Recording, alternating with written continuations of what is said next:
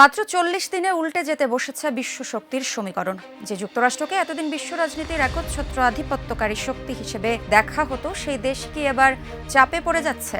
আর সেই চাপের কেন্দ্রবিন্দু আর কেউ নয়, ইরান। যুদ্ধবিরতির ঠিক আগ মুহূর্ত অবধি মধ্যপ্রাচ্যের আকাশে একের পর এক ড্রোন ও ক্ষেপণাস্ত্র হামলার খবরে তৈরি হয়েছিল তীব্র উত্তেজনা। ঠিক এই অবস্থায় বিভিন্ন আন্তর্জাতিক বিশ্লেষক এবং সংবাদ মাধ্যমের বরাতে দাবি করা হচ্ছে, মার্কিন সামরিক স্থাপনাগুলোও নাকি বড় ধরনের ক্ষতির মুখে পড়েছে। ইরানের ড্রোন আর ক্ষেপণাস্ত্র হামলায় নাকি মধ্যপ্রাচ্যে যুক্তরাষ্ট্রের ১৬টি গুরুত্বপূর্ণ সামরিক স্থাপনা গুরুতর ক্ষতিগ্রস্ত হয়েছে। রাডার কমিউনিকেশন সিস্টেম, এমনকি যুদ্ধ বিমান কিছুই নাকি রক্ষা পায়নি। আর অন্যদিকে হরমুজ প্রণালীর মতো কৌশলগত গুরুত্বপূর্ণ অঞ্চলে সরাসরি হুঁশিয়ারি, মার্কিন নৌবাহিনীকে চ্যালেঞ্জ, সব মিলিয়ে পরিস্থিতি যেন এক নতুন মোড় নিয়েছে। প্রশ্ন উঠছে, তাহলে কি এটা শুধুই সামরিক উত্তাপ, নাকি সত্যিই বদলে যাচ্ছে বিশ্ব রাজনীতির ক্ষমতার ভারসাম্য? ইরান কি এবার যুক্তরাষ্ট্রের আধিপত্যকে চ্যালেঞ্জ জানিয়ে নতুন পরাশক্তি হিসেবে আত্মপ্রকাশ করতে যাচ্ছে? এসবেরই বিস্তারিত জানাতে এবারের ইনসাইড স্টোরিতে আপনাদের সাথে আছি আমি, মৃত্তিকা সিনহা বিশ্বাস।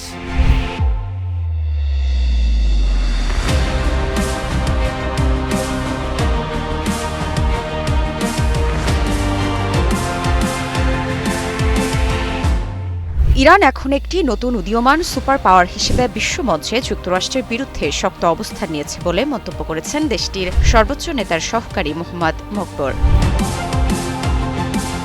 ৫ মে সংবাদ মাধ্যম মেহের নিউজের বরাতে জানা যায়, মোহাম্মদ মকবর এক বক্তব্যের মাধ্যমে জানিয়েছেন, হরমুজ প্রণালী সম্পূর্ণভাবে ইরানের নিয়ন্ত্রণে রয়েছে এবং ইসলামিক প্রজাতন্ত্রের ইচ্ছা ছাড়া এটি খোলা হবে না। যুক্তরাষ্ট্রের প্রেসিডেন্ট ডোনাল্ড ট্রাম্প ইরানের ক্ষেপণাস্ত্র সক্ষমতা নিয়ে যে মন্তব্য করেছেন তা ভিত্তিহীন। তিনি ট্রাম্পের বক্তব্যকে অযৌক্তিক বলেও উল্লেখ করেন। তিনি জোর দিয়ে জানান, ইরান একটি শক্তিশালী রাষ্ট্র হিসেবে যুক্তরাষ্ট্রকে মোকাবিলা করছে এবং দেশের জনগণের স্বার্থে তাদের অগ্রযাত্রা অব্যাহত থাকবে।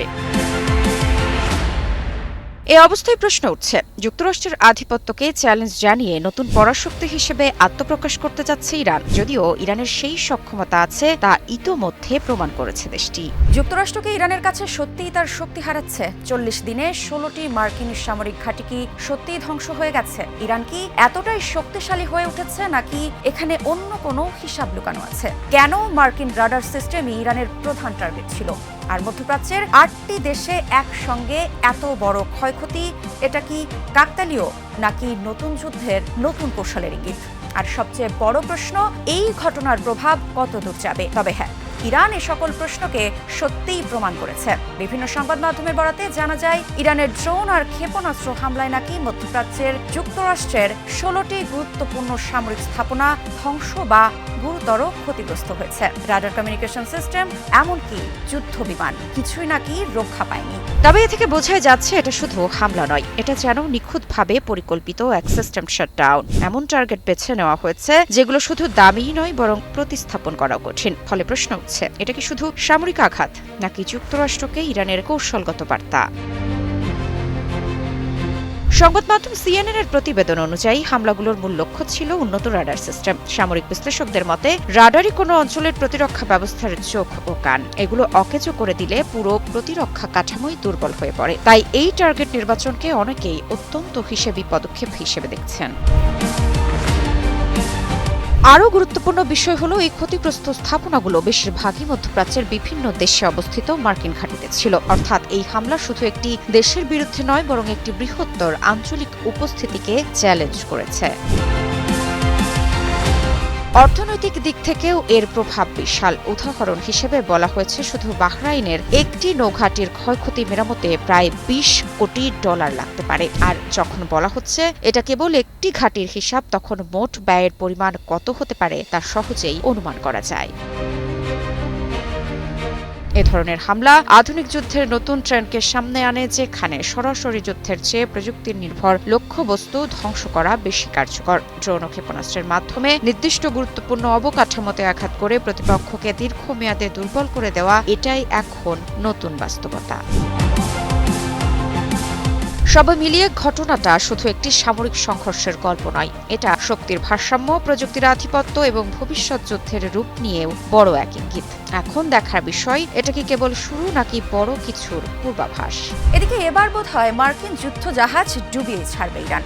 দেশটির সে সক্ষমতা আছে বলেও বারবার জানিয়ে আসছে ইরানের সামরিক বাহিনী। ইরানের কাছে রয়েছে শক্তিশালী বিভিন্ন ধরনের ব্যালিস্টিক মিসাইল। আগেও বেশ কয়েকবার ইরান যুক্তরাষ্ট্রের বিমানবাহী রণতরীকে টার্গেট করে মিসাইল হামলা চালায়, আর এবার সে কথা যেন আরও জোরালো করেই জানালো ইরান। হরমুজ প্রণালী বিশ্বের সবচেয়ে গুরুত্বপূর্ণ জ্বালানি করিডোরগুলোর একটি। প্রতিদিন লাখ লাখ ব্যারেল তেল পাড়ি দেয় এই সরু জলপথ দিয়ে। কিন্তু এবার সেই পথকেই মার্কিন সামরিক বাহিনীর সদস্যদের কবরস্থান বানানোর হুঁশিয়ারি দিয়েছে ইরান। ইরানের শীর্ষ কর্মকর্তা মোহসেন রেজাই সরাসরি যুক্তরাষ্ট্রকে নিশানা করে বলেছেন, মার্কিন নৌবাহিনী হচ্ছে বিশ্বের একমাত্র জলদস্যু। তার দাবি, যাদের হাতে বিমানবাহী রণতরী তারাই নাকি আজকের জলদস্যু, আর সেই জলদস্যুদের মোকাবিলা করার পূর্ণ সক্ষমতা রয়েছে ইরানের। মোহসেন রেজাই জানিয়েছেন, প্রয়োজনে মার্কিন যুদ্ধজাহাজ ডুবিয়ে দিতেও দ্বিধা করবে না তেহরান। এমনকি ইস্পাহানে ধ্বংস হওয়া মার্কিন বিমানের ঘটনাও মনে করিয়ে দেন তিনি। তার মতে, সেই ইতিহাস যেন ভুলে না যায় ওয়াশিংটন। এই বক্তব্যের পরই নতুন করে আলোচনায় এসেছে হরমুজ প্রণালী, কারণ বিশ্বের জ্বালানি সরবরাহের একটি বড় অংশ এই পথ দিয়ে যায়। এখানে যে কোনো উত্তেজনা মানেই বিশ্ববাজারে অস্থিরতা, আর সেই অস্থিরতার আভাস কি ইতোমধ্যেই দেখা যাচ্ছে। বিশ্লেষকরা বলছেন, ইরান একদিকে শক্তি দেখাচ্ছে, অন্যদিকে কূটনীতির পথও খোলা রাখছে, আর এই দুইয়ের মাঝখানে দাঁড়িয়ে আছে যুক্তরাষ্ট্র। কোন পথে হাঁটবে যুক্তরাষ্ট্র? সম্মান বাঁচাতে যুদ্ধে নামলে মোকাবিলা করতে হবে যুক্তরাষ্ট্রের জম রাশিয়া ও চীনকে, যদিও তা পরোক্ষভাবে। আবার কূটনীতির পথে হাঁটলে পরাজয় মেনে নিতে হবে, ইরানের সব কথা মেনে নিতে হবে। দুটোর একটাও যুক্তরাষ্ট্রের জন্য সহজ নয়। তাই বলাই যায়, যুক্তরাষ্ট্র যেন অগ্নি পরীক্ষার সামনে দাঁড়িয়ে আছে। সব মিলিয়ে মধ্যপ্রাচ্যের সাম্প্রতিক এই উত্তেজনা শুধু একটি সামরিক সংঘর্ষের সীমায় আটকে নেই। এটি বৈশ্বিক শক্তির ভারসাম্য, কৌশলগত আধিপত্য এবং প্রযুক্তি নির্ভর যুদ্ধের নতুন বাস্তবতার স্পষ্ট ইঙ্গিত দিচ্ছে। ইরান ও যুক্তরাষ্ট্রের এই পাল্টাপাল্টি অবস্থান আন্তর্জাতিক রাজনীতিকে এক অনিশ্চিত মোড়ে এনে দাঁড় করিয়েছে। তবে সবচেয়ে বড় প্রশ্ন এখনো রয়ে গেছে, এটা কি সাময়িক উত্তেজনার অংশ, নাকি সত্যি বিশ্ব রাজনীতিতে শুরু হতে যাচ্ছে নতুন এক শক্তির পুনর্বিন্যাস? এইসব প্রশ্নের উত্তর সময় দেবে। কিন্তু আপাতত এইটুকু নিশ্চিত, বিশ্ব রাজনীতির মঞ্চে নতুন এক খেলা শুরু হয়ে গেছে, যাতে হাঁটতে বসেছে যুক্তরাষ্ট্র।